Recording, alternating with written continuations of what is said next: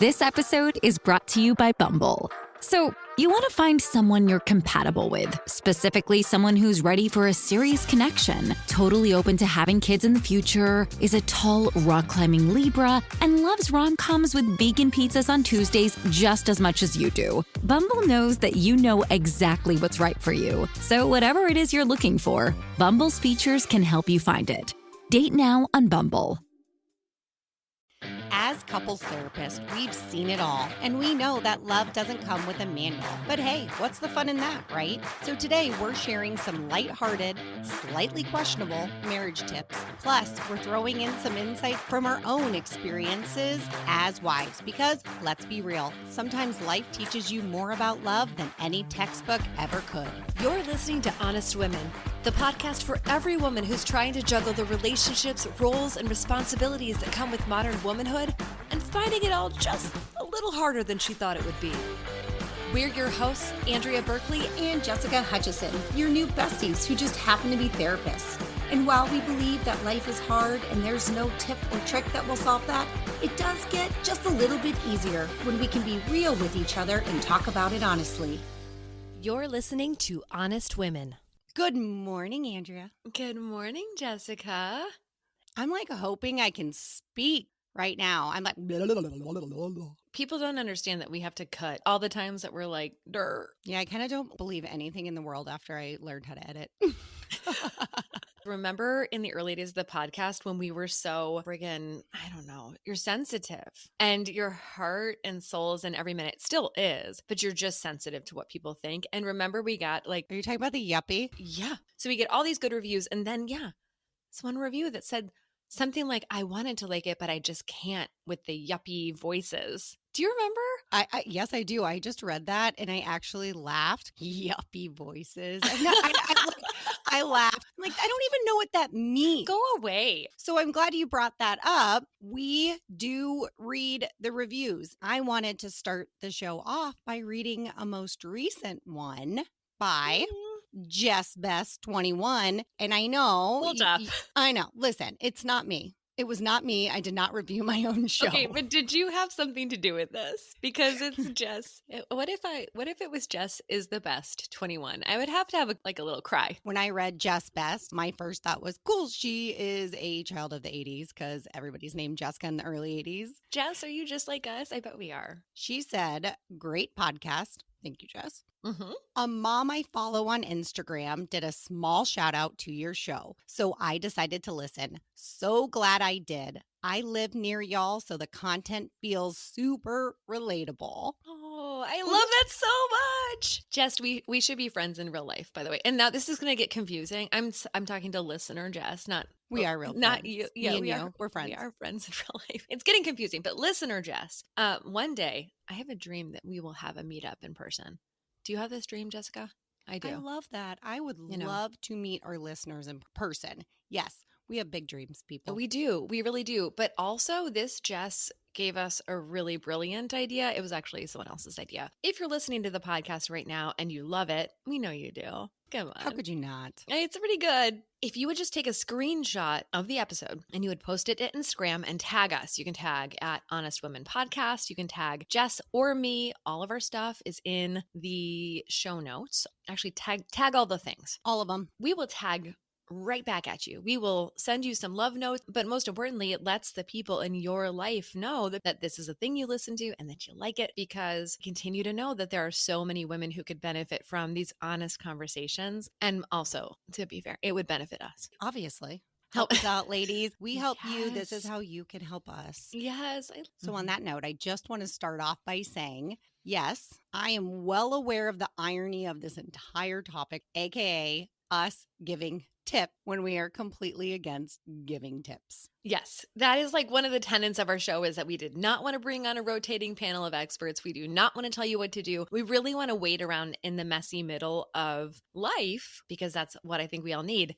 However, now this is like a personal confession. Ooh. It's my favorite. Dun, dun, dun. I will say that after a year and a half of doing some internal family systems therapy myself, I have found that maybe there are some things like behaviors that I could do in my marriage, that would be helpful. Ooh. Yeah, I know. In a way, I think because marriage is so complicated, it's so intense, it's where all of our attachment, fears, and hopes and longings play out. Jess and I both do this emotionally focused therapy for couples. So we also know that when you're stuck in a pattern, when there's distress in your marriage, and we all get there, Yes, we do. tips and tricks aren't going to help you. I call bullshit on that. If it's like you get in this big fight, it's the fight you always have. You know, if someone, and there's a lot of well-meaning bad therapy out there that's like, okay, everyone take a breath and then think of 3 nice things to say to your partner. Like, fuck that. It's I just would legit walk out of that therapist's office. I know. And again, like a lot of times we don't want to give tips and tricks because we know that's the place that a lot of people are in distress in marriage. It's hard. And so I don't want to give you this like easy answer that says, well, if you just think of 3 nice things, you know, if you make a deposit in the love bank, like, no, I don't want you to feel like, cause then you're going to feel like you're a failure and your marriage is doomed because, you know, you tried to make a love bank deposit and it did not change the whole tenor of your relationship. I love that you just outlined that because to me it's expectations that tips Right. set. That is half the reason I hate this whole tips thing is the expectation that it's going to fix something, it's going to change something at the foundation. Listen, folks, there is not a tip or trick in the world that will fix a broken foundation. Think of Right. it as a house. If your foundation is cracking, that thing's going down. There is not a little thing you can fix inside the house that will create a different foundation. And there's hope. Like if you and your spouse are stuck in a cycle, there's absolutely hope that can absolutely be changed. We see it every day in our offices. We'll talk more about some of that deep stuff another day. Today's more fun. To be honest, today's also kind of like clickbait. Clickbait. I know. I'm serious. I'm just being honest. I mean, the truth is that like we grew up in the age of teen magazine and Cosmo, and who among us is not drawn in by that headline that's like 5 ways to please your man or like 10 ways to be the my best gosh. friend ever. Remember the quizzes? I The love quizzes the were quizzes. actually my favorite. Like, take this quiz to find out what kind of lover you are. Wow. That was all Cosmo. I know. That's when we were like 16 and we're like, we're going to be lovers. Me got a lot of thoughts about women and sexuality, and that's for another episode as well. But yeah, I'm pulled in by this. These things will impact your marriage. They won't fix your cycle that you get stuck in. They won't do deep foundational work, but I think that they help. And there's some of the things that we let slip. So, you know, we get into that part, we have kids, and then everything kind of falls apart because there's like so much stress and whatever. And these are some of the things that can just change the environment. Or the way you're looking at it. Before we jump in, can I get on a soapbox? Oh gosh. Yes. Yeah, Please do. I have to. This is a big soapbox for me. Wow. Okay, I know. Listen, if you are struggling in your marriage and you are going to seek out assistance from a therapist, listen closely. Make sure they are educated in couples therapy. If they've only gone to grad school, they are not educated in couples therapy. It is a very small piece. I am very firm about this. You need to ask them what they are trained in. A really strong statement. I think a lot of therapists are practicing and they shouldn't be. And I will say that I think a lot of divorces are a result of that. Boom. Girl. I'm getting on my soapbox. She sure did drop that mic. I will say I warn people all the time that bad marriage counseling is worse than no marriage counseling. 100%. If you sit down to do marriage counseling and the person you sit down with is offering you tips and tricks, run, girl. Get out of there. That is not going to fix your marriage. Also, therapists, you are practicing couples therapy and you have no training. Just go get trained. It's available all the time. Okay. Okay, we're ready. We're ready for tips and tricks. Okay. Who wants to start? You want to start with your first one? I'll start. Tip number 1, acknowledge one another. And what I mean is when your spouse comes home or they walk in the room or you walk past them in the hallway, try to make eye contact, maybe even hug. Maybe even like a touch. So often, like this is the beginning of a relationship, right? Like the little moments, the little touches, the hugs go by the wayside, especially when you have young kids who are constantly touching you. Mm-hmm. Yeah, absolutely. And I think that those moments, they both cause and are a reflection of the dynamic in the relationship. What I mean is, if you're feeling disconnected, you sometimes are sending that signal to the other person, like, I don't like you that much, or I'm mad at you, or you're not worth my time. I'm too busy for you. Like, we're sending all of those signals just by not making eye contact. And then that makes us feel more disconnected. And then we're just more likely to do it again. I will say this has made a huge difference in my marriage. And I will admit that I saw this as a tip on Instagram and I was like, that's dumb. And then I was like, well, what if I just tried it? Actually, there was one, Jess. It like kills me where this woman recorded 30 days of her husband walking in the door. She said, I decided to see what would happen if I greeted my husband at the door. The first day he was like, what the hell? Like, why are you here? And then the next day and then the next day. And it was just like the tenderness that opened up in between them, the connection. Oh, it was just like it could bring tears to your eyes. And I will say, this is making a difference in my own house. I love that. We need to be seen. It makes all the difference. I know a lot of times people will say, okay, well, I'll do it tomorrow, right? We avoid it. The longer you avoid it, the harder it becomes. So just do it. It's kind of hilarious. I'm like, I want to drive some connection with my husband. And he definitely is like, what are you doing? Why are you doing this? He's like, I'll try to do this. And I'm like, I'm washing dishes. I'm like, don't touch me. But again, like we just allow it. We got to try and keep trying. I look at you with those eyes that mean that you're a person and I care about you. It does change the tenor of the house. My number one, stop attacking or stop defending. Listen, the only reason a person defends themselves is because they feel attacked. So if you go at your partner, add the caveat of tone and body language matter more than the words you're saying. So if you're going at your partner hot and heavy, expect nothing other than defense. That's all you're going to get is defense. You will not be heard. You will get a defense.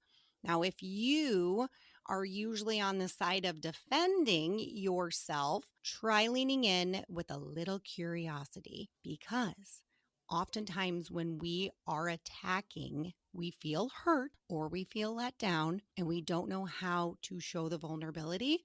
So we go in hot and heavy. A lot of times it's our nervous system being activated. So stop attacking and stop defending.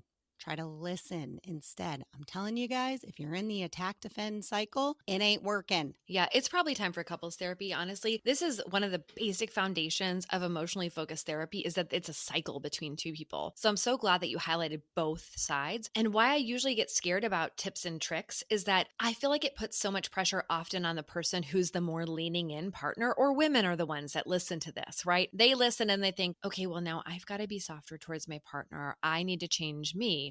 The truth is it's a cycle, and maybe you need to change you. And yeah, actually, maybe you do need to soften. It's only at this point in my life where I can say, I need to own that better. Mm-hmm. Sometimes my partner feels defensive when I'm not attacking, right? That's his stance. But sometimes I got to get some control of myself. If he spoke to me the way I speak to him, the roles would reverse. We got to own our shit. I told you I'm going to make a shirt one day. Own your shit. So this is another one that I would have had a lot of trouble with earlier in my marriage, but I'm doing better about now. Give what you want to get. And here's why I used to have trouble with this, okay? I would think, God, I just wish my partner would pay more attention to me. Or especially in the early days of motherhood, I wish he would be grateful. I wish he would acknowledge everything I do around here. And that is a totally legitimate need. As I've gotten a little bit more grounded, I've noticed that I don't do the best job doing that for him. And I know that when I heard this as a tip or trick and we were in a tough spot, I was like, fuck that noise. You're telling me one more thing I have to do. It's all on my shoulders. Again, we're in the pursue and withdraw or the attack and defend cycle. But again, yes, the cycle has to change. Yes, I do need something from my partner. Yes, he definitely does need to provide that. And so do I. I think sometimes somebody has to lead the way. Yep. So think about what you want in your marriage and then give that and see if it changes. It's not you giving perpetually with no response. It's give it and see what happens. And for like more than one day. Definitely more than one day. Okay, I know we're just getting started, but I think we should take a quick break. See you on the other side. My number two, the whole don't go to bed angry. Mm-hmm. It's bullshit. So Throw it out bullshit. the door. Mm-hmm. Throw it out the door. In fact, I am actually telling you or to allow your partner to sometimes, not all the time, sometimes go to bed angry. Mm-hmm. So the person who can't go to bed angry, who wants to fix it, Yep. will usually attack, right? Or usually pursue. We got to work through this. Now, what that leads to is nothing more than your partner appeasing you just to make it stop. Okay, fine. I'm sorry. I won't do it again. Whatever. You say an appeasing statement or they say a appeasing statement. Guess what, folks? Then everybody wakes up the next day. You might feel better. They don't. They're still pissed off at the situation because they didn't actually work through it. They just said what they needed to do to appease you. Now, if they don't come back in to talk about it, guess what happens? It gets swept under the rug. And there lies a start of a crack in the foundation. Well, that was just bad advice at the very, from the get-go. Don't go to bed angry was bad advice. But part of what needs to happen for you to be able to go to bed angry in a healthy way is for there to be some comfort and connection and a promise, essentially. Listen, we are both tired. We're not getting anywhere. I promise you, we will come back to this tomorrow. And you have to mean it. There has to be a guarantee that it will be revisited. However, also, not everything has to be talked about. See, I'm just going to end up throwing in more tips, right? Not everything Girl. does. Sometimes we wake up in the morning, like we tell our kiddos, everything looks different in the morning. And sometimes when we wake up in the morning, there isn't as much to talk about. Sometimes it's simply, you know what? We were both really stressed and I'm sorry. And we give each other a hug and we move on. Not everything has to be a very long conversation. So true. Right? That leads to my next tip. You need to repair quickly and you need to repair every time. Can you explain what repair means?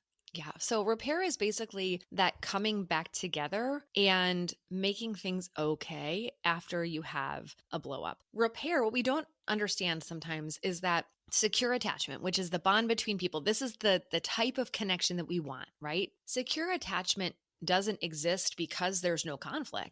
In fact, secure attachment exists because there is conflict. We need rupture. Something has happened, and then repair. We come back together. I think sometimes we get stuck so much in the content of an argument because we're not able to just look at the other person and say, I really got bent out of shape about that last night, and it's actually not that important. And I'm sorry for, getting into it with you like that. Now, sometimes it is important and you need to work out the content, but sometimes you just need to repair. And again, we know the difference between good repair, which is that sense, like it's a felt sense between two people, like we're good, and fine, I'm sorry, or I'm sorry, can we be done with this? That one's just sweeping it under the rug. What I want you guys to think about is when there's distance between you and your partner, when there's been conflict or whatever, if each of you desires that it feels better between you, then you move towards repair, you do it quickly, and you do it every time, then you can get through anything. You really can. You really can. I agree with that. I think the difference between a bad and a good repair, just from a felt sense, is a bad repair or non-repair, I guess I should say, is that you want to get the hell out of there as quick as you can, that space, versus a really true good repair. You want to lean in and hug. You don't want to exit. You want to lean in. That's so good. And it does involve both people need to do this. And it might be easier if you start with small things, right? I don't know about anyone else, but sometimes I can be snappy. And I am never snappy. How dare you ever think that? Yeah. I mean, am so kind all the time. All the time.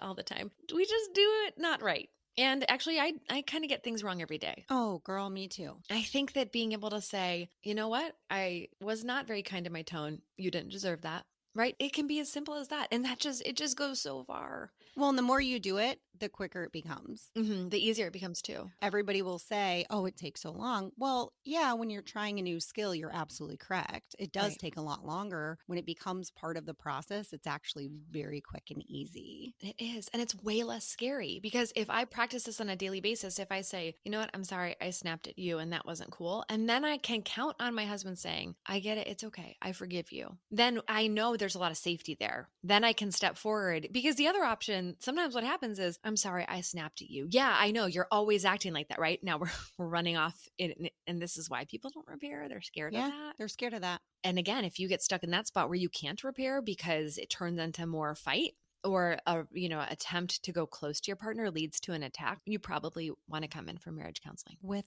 a therapist with a good training. therapist. With Sorry. yeah, EFT, Gottman. Another opportunity for that. Bang that drum, girl. It needs to be said. All right, next one, rewrite date night. When I put this tip in here of date night, I laughed a little bit because as a couples therapist, I very rarely tell somebody or a couple to go on a date or to make time for a date night in the early work because it's usually an utter disaster. One, you've got a disconnected couple. The worst thing you could do is throw what we have now coined a traditional date night, go out to dinner, sit with your partner, have a glass of wine. Yeah, no bueno. When all you're going to do is fight. Date night doesn't mean dinner. It does not mean a movie. It looks different for every couple, right? And so find a way to connect. And I want to use a quick story from a friend of mine who is an avid listener. Her and her husband have tried different date nights and it just wasn't working. However, they're both very motivated, driven individuals, and they have found a way to collaborate in business together. And this is now their date night.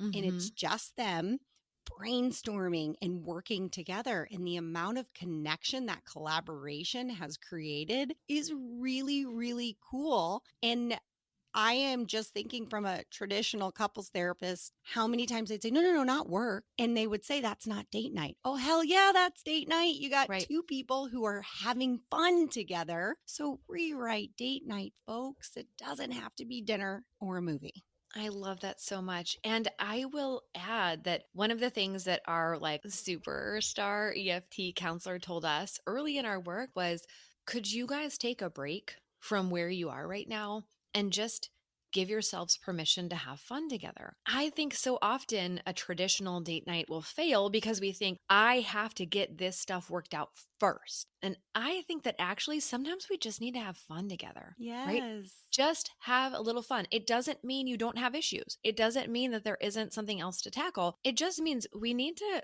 again, when you were early on dating, you just had fun. Everything was fun. And so have fun together. Do something different. Go see a concert. Go see a comedian. Laugh next to each other, right? Sing next to each other. It doesn't have to be just talking. Give yourself permission to have fun and see if that gives you a little bit more positive to draw from when you're trying to work your shit out. Yeah. My next one is ask for what you want. And this could kind of flow from the last one. I love this one. I'm so happy you put it in there. Oh, I'm glad. Yeah, a lot of times we have this bizarro view of romantic love, which is like, my partner's always going to know exactly what I want. And if I'm well loved and well known, then they're just going to know. I held on to this for a long time. I will own it and claim that. Now it's taken some work, but I realize that actually, if I say, I really want X, Y, or Z, first of all, it's so good for women to hold the fact that we have desires, right? Even if that's, I really want for us to hug when you walk in the room, just asking for what you want. If I have a partner who values me enough to respond, that is love. Love isn't this weird mind reader thing. It's being responsive. So let's give each other a handhold. Ask for what you want and let it count if you get a partner that's willing to work on that. I'll tell women, okay, so, you're home, you're getting dinner ready, and you look over at the trash and it's to go out, right? So husband walks into the kitchen. What do you say to husband? A lot of times women will say, oh, hey, the trash is really full. Husband says, yeah, it is really full. Walks out of the kitchen, goes upstairs, whatever, right? So then what's fun is asking women what goes on inside their head when that happens, which is usually something like, okay, well, gotta do everything myself, right? You go and you gather the trash and you stomp out. Husband comes down and he's like, whoa, what happened? She's pissed at me. So wives a lot of times will say, well, yeah, he should have looked at the trash and he should have known to take it out. I said, you did not ask that. The question was, actually, you asked a statement. You didn't even ask a question. It was a statement. The trash is getting full. Husband looks at the trash and says, yeah, you're right. It is full, and walks away. How much disconnection comes from not just saying, hey, can you take the trash out? Thanks. Husband takes trash out. Boom. Even better, can you take the trash out now? If that's what you expect. So ask him, can you take the trash out now? Please, dear honey. And maybe give him a little hug and a kiss because we just talked about that one too. Okay, sorry. Next one. Oh, it actually kind of goes with the trash a little bit. Guess what? They may never, ever, ever want or like to do dishes. They might not be smiling. They might not be happy about doing the dishes or any other chore around the house. Drop the expectation of them wanting to do it. And the best example of this is from the movie The Breakup with Jennifer Aniston and Vince Vaughn, when they get in a fight in the kitchen and he's doing the dishes like she asked, and she's just laying into him because he's not happy to be doing the dishes. And she says to him, well, I want you to want to do the dishes. And he says, but I don't want to do the dishes, but I'm doing them. She's like, yeah, but I want you to want to do them. Let it go. Let it go. Who cares if it's getting done and maybe it's not as good as you would do them? It's getting done. So maybe give up a little control or let go of the expectation and see if it makes you feel a little bit better. It's more about being able to see the help or ask for the help versus being upset about how the help is done. Save that for when it actually matters. And then circling back to one of our earlier ones, and then if you want more gratitude in your marriage, say, hey, thanks for taking care of the dishes. Good. Yes. Because usually what we then say is, well, I do da da da da da da da da, and he never says thank you, and this is his house too, and he should be okay. Do you want more gratitude in your marriage or not? That was so good. And now I've got a totally unrelated, although it kind of goes with all the other things. This is the one for the men out there. So the 6 listeners who are men, just listen, ladies, put this on without your earbuds, just the next 5 minutes. Okay. Yeah. Just let them hear let this it play. Thing. Or if you were in a same-sex couple and one of you is more touchy than the other, one of you is more sex driven than the other, just run this thing. Okay. Ready. Okay. Here's my latest soapbox. Speaking of soapboxes, I think everyone in the world needs to increase the amount of touching that they do that does not lead to sex, because so many couples, especially if you've been together a long time and especially if you have kids, get into a feast or famine. You have a partner who wants more sex, who then completely starves the other person of all touch because they're like, oh, my partner doesn't want that. And then you have a partner who needs to feel loved and connected with before they jump into sex. And I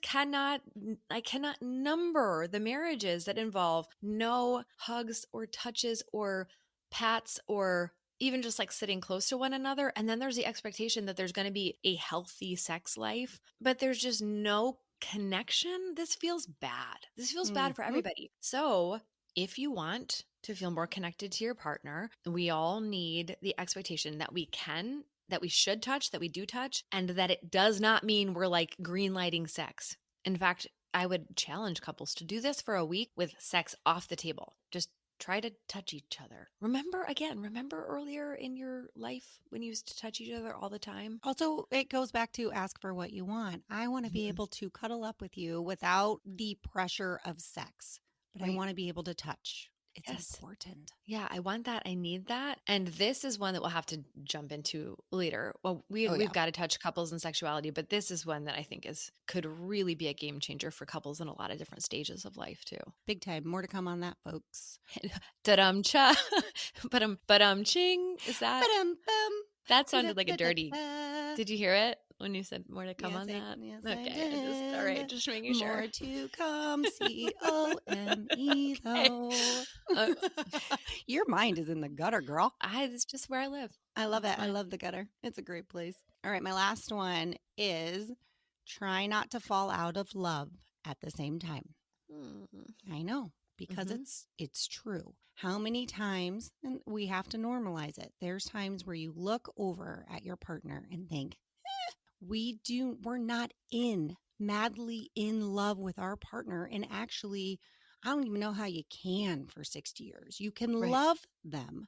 My advice is try not to fall out of love at the same time, because there's always somebody who will be leaning in harder and protecting that marriage more, fighting a little bit harder for it.